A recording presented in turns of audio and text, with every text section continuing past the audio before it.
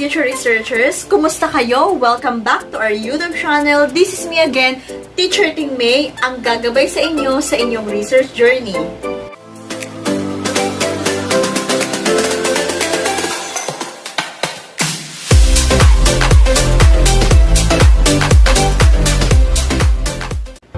At para sa mga bago pa lang sa channel na ito, don't forget to subscribe, like, and hit the notification bell para ma-notify kayo sa ating mga new lesson vlogs about research.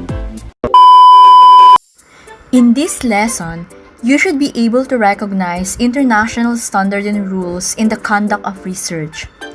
Last time, we discussed about the rules for potentially hazardous biological agents. In this video, we will discuss about the rules for hazardous chemicals, activities, and devices.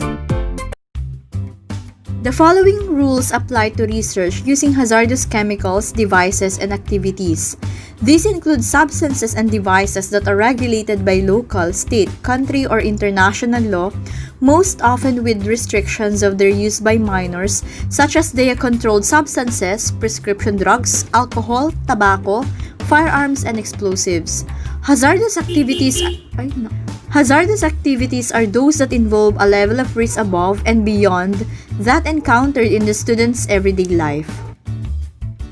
These rules are intended to protect the student researcher by ensuring proper supervision and the consideration of all potential risk so that the appropriate safety precautions are taken.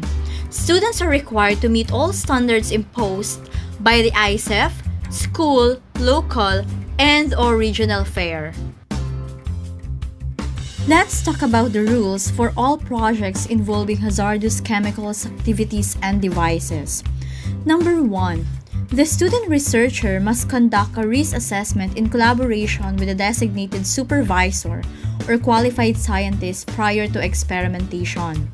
This risk assessment should be documented in the research plan to include the risk assessment process, supervision, safety precautions, and appropriate methods of disposal. The risk assessment is also documented on Risk Assessment Form 3. Okay, next, number 2.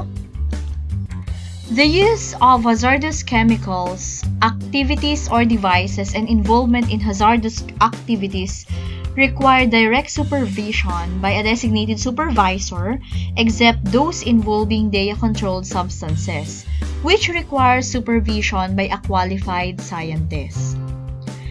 Next, number 3. The student researcher must conduct a risk assessment in collaboration with a designated supervisor or qualified scientist prior to experimentation. This risk assessment is documented on the risk assessment form. Next, number 4. Student researchers must acquire and use regulated substances in accordance with all local, state, U.S. federal, and country laws.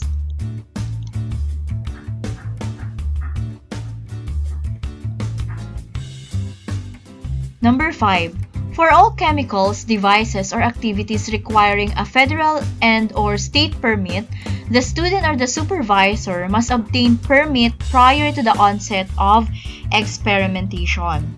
A copy of the permit must be available for review by the adult supervising the project and the local, affiliated, and ISEF SRCs in their review prior to competition. Number 6. The student researcher must minimize the impact of an experiment on the environment. Examples include using minimal quantities of chemicals that require subsequent disposal, ensuring all disposal is done in an environmentally safe manner and in accordance with good laboratory practices. Number 7. The following forms are required. First, you have to prepare your Form 1, which is the checklist for adult sponsors, and then followed by Form 1A, student checklist, Form 1B, research plan, project summary, and approval form. Then you have to prepare also your Form 1C, which is the regulated research institution form, only when applicable. And then prepare also your Form 2, which is the Qualified Scientist form, and Form 3, which is Risk Assessment form. Now, let us proceed with additional rules for specific regulated areas, which includes the DEA-controlled substances, prescription drugs, alcohol and tobacco, firearms and explosives, regulated drones, and radiation. Okay, let's begin with the DEA-controlled substances. The U.S. Drug Enforcement Administration, or the DEA, regulates chemicals that can be diverted from their intended use to make illegal drugs. Other countries may have similar regulatory bodies. Students outside of the U.S. must adhere to their own country's drug regulatory agency requirements in addition to U.S. DEA regulations. DEA-controlled substances and their schedule number are at DEA website under Sources of Information. It is the responsibility of the student to consult this list if there is a possibility that substances used in experimentation be regulated. So number 1, all studies using DEA-controlled substances must be supervised by a qualified scientist who is licensed by the DEA or other international regulatory body for use of the controlled substances. Number 2, all studies using DEA Schedule 1 substances, including marijuana, must have the research protocol approved by DEA before research begins. Schedule 2, 3, and 4 substances do not require protocol approval by DEA. Next, let us have the prescription drugs. Prescription drugs are drugs regulated by federal or country laws to protect against inappropriate or unsafe use.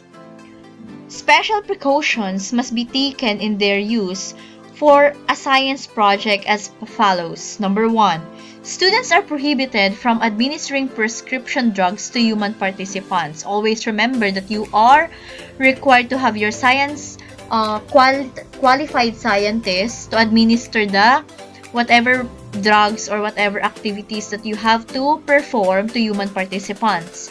Next, number 2, a veterinarian must supervise student administration of any drugs or any prescription drugs to vertebrate animals. Next, let's have letter C, the alcohol and tobacco. The use of Alcohol and Tobacco Tax and Trade Bureau, or the TTB, regulates the production of alcohol and distribution of alcohol and tobacco products. Many such products are restricted by age for purchase, possession, and consumption. Number 1, fermentation studies in which minute quantities of ethyl alcohol are produced are permitted. Next, the designated supervisors are responsible for the acquisition, usage, and appropriate disposal of the alcohol or tobacco used in the study. Next, number 3, production of wine or beer by adults is allowable in the home and must meet TTB home production regulations. Remember that students are allowed to design and conduct a research project under direct parental supervision involving the legal production of wine or beer. Next, students are prohibited from conducting experiments where consumable ethyl alcohol is produced by distillation. Remember that, however, students are allowed to distill alcohol for fuel or other non-consumable products. To do so, the work must be conducted at school or a regulated research institution and follow all local and country laws. So you can see the Alcohol and Tobacco Tax and Trade Bureau or the TTB website for more details. Let's now proceed with the firearms and explosives. The U.S. Bureau of Alcohol, Tobacco, Firearms, and Explosives, or the ATF, along with the state agencies, regulates the purchase and use of firearms and explosives.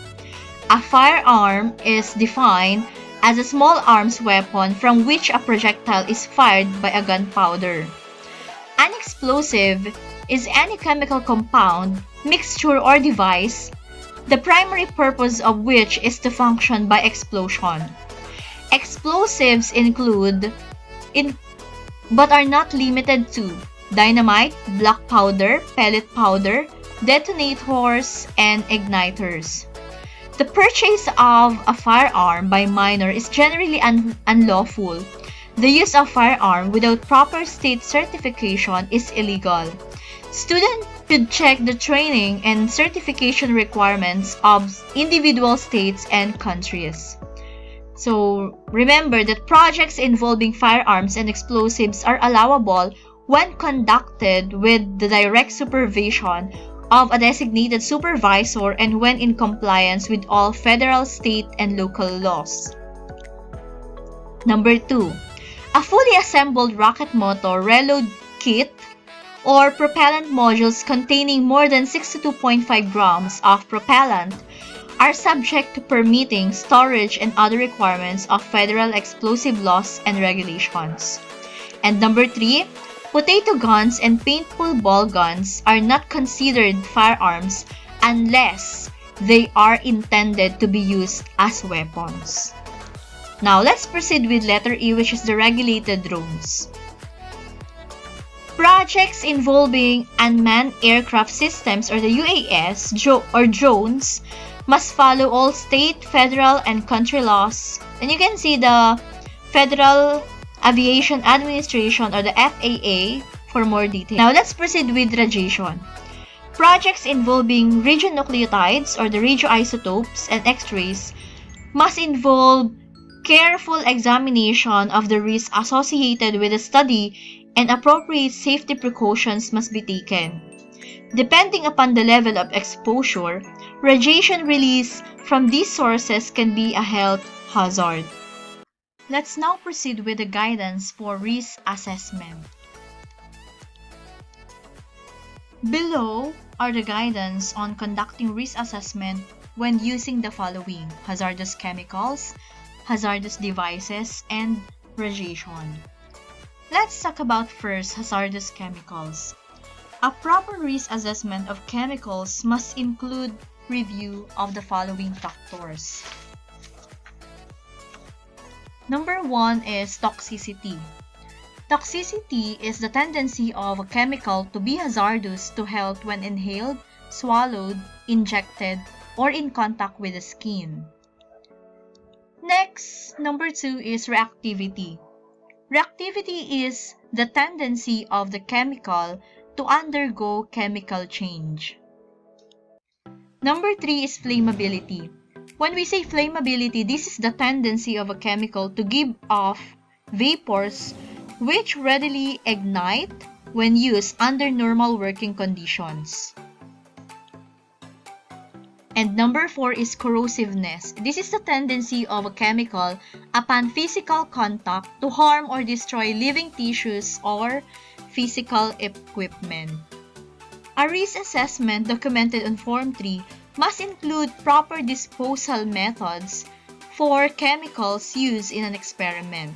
The Flynn Catalog, which is the reference in the Sources of Information section, provides information for the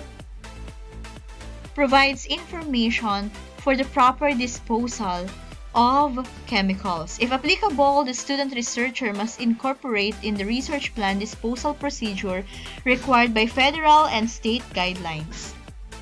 Next, number 2 is the hazardous devices.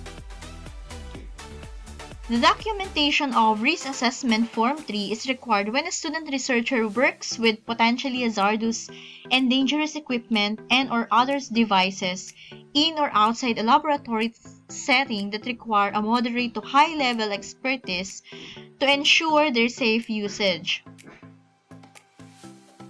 Some commonly devices is the Bunsen burners, hot plates, saws, grills, and etc. may not require a documented risk assessment, assuming that the student researcher has experience working with a device. But the use of other potentially devices or dangerous devices such as a high vacuum equipment, heated oil baths, the NMR equipment, and high temperature ovens must have documentation of a risk assessment. It is recommended that all student design inventions also have documentation of a risk assessment. Let's now proceed with number 3, radiation. A risk assessment documented on Form 3 must be conducted when a student's project involves radiation beyond that normal encountered in everyday life. The non-ionizing radiation includes the spectrum of ultraviolet or UV, visible light, infrared, microwave, radio frequency, and extremely low frequencies. And last, let's talk about the environmentally responsible chemistry. The mission of environmentally responsible green chemistry is to avoid the use or production of hazardous substances during the chemical process. The principles of green chemistry are described on the EPA website in the Sources of Information section. Whenever possible, the following principles should be incorporated into the research plan. Number 1 is for the waste prevention. Next, use of the safest possible chemicals and products. Design of the least possible hazardous chemical synthesis. Use of renewable materials. Use of catalysts in order to minimize chemical usage. Use of solvents and reaction conditions that are safe as possible. Maximization of energy efficiency. Minimization of accident potential. And that's it. Okay, for our reference, photos credited to Google Images, and you can also visit this website for the Intel ISEF rules and regulations in conducting research study. Okay, that's all for today. Thank you for watching. Sana ay may natutunan kayo. For our next lesson vlog, we're going to discuss about the steps in the research process. Okay, stay tuned on our YouTube channel. This is me again, Teacher Tinmay, ang kasama nyo sa inyong research journey. Don't forget to subscribe, like, and hit the notification bell for more updates and lesson vlog in research. See you on my next vlog.